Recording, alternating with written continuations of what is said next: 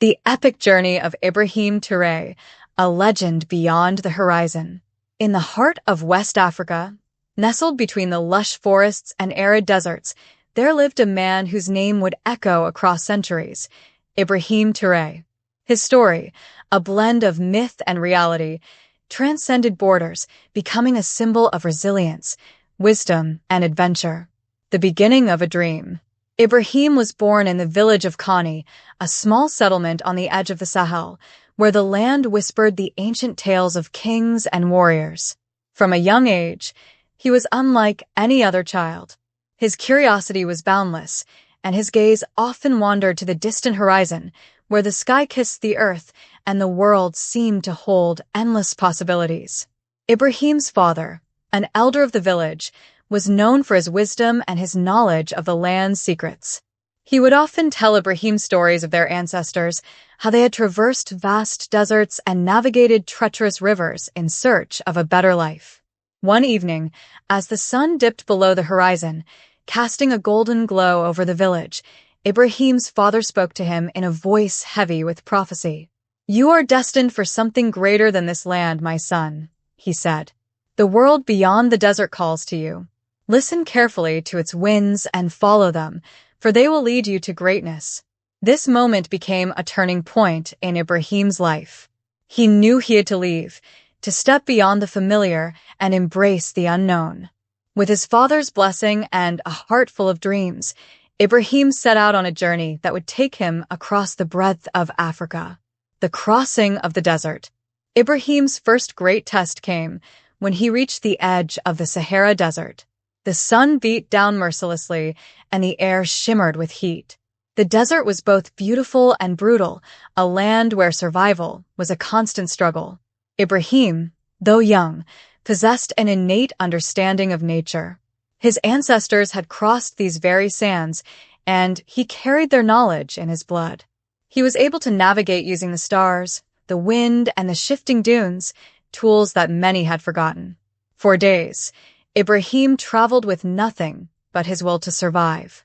He encountered nomadic tribes, traders who told him of kingdoms beyond the desert, and merchants who shared stories of the riches that awaited those brave enough to seek them.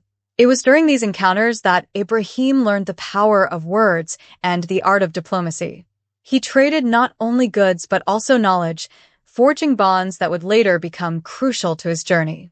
One evening, after a particularly grueling day, Ibrahim came upon an oasis, its waters shimmering like a mirage. As he knelt to drink, an old man appeared from the shadows, dressed in tattered robes. His eyes gleamed with a mysterious wisdom. "You seek something more than just survival, young one," the old man said. "You seek to find the soul of the world." Ibrahim, tired and dehydrated, nodded. "I want to understand the world, to see beyond what is before me." The old man smiled, revealing a set of teeth that glinted in the moonlight. "Then you must seek the great city of Timbuktu. There, the secrets of the universe are written in books, and the knowledge of the ancients is guarded by those who have sworn an oath of silence." The encounter with the old man changed Ibrahim. He now had a destination, a place of legend. Timbuktu, the fabled city of scholars, a center of learning and culture where ancient knowledge was preserved. Ibrahim knew his journey would not be easy, but he was determined to uncover the wisdom that lay hidden in its sands. The city of knowledge. After many months, Ibrahim arrived at the gates of Timbuktu. The city was a marvel, a place where the desert met the river, and where scholars, traders, and mystics from all corners of the world gathered. The streets were lined with grand libraries, each one a treasure trove of ancient manuscripts and knowledge. Ibrahim sought out the wisest scholars, individuals who were said to possess the knowledge of the stars, of mathematics, of medicine, and of the soul.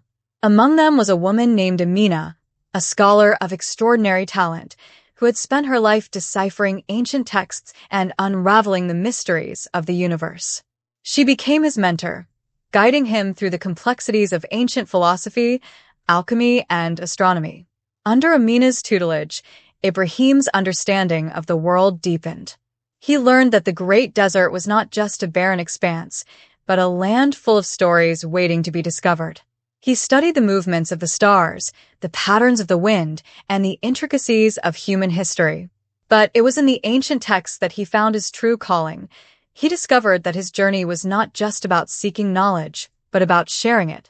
The return home. Years passed, and Ibrahim became a man of great renown, his mind sharpened by the teachings of Timbuktu.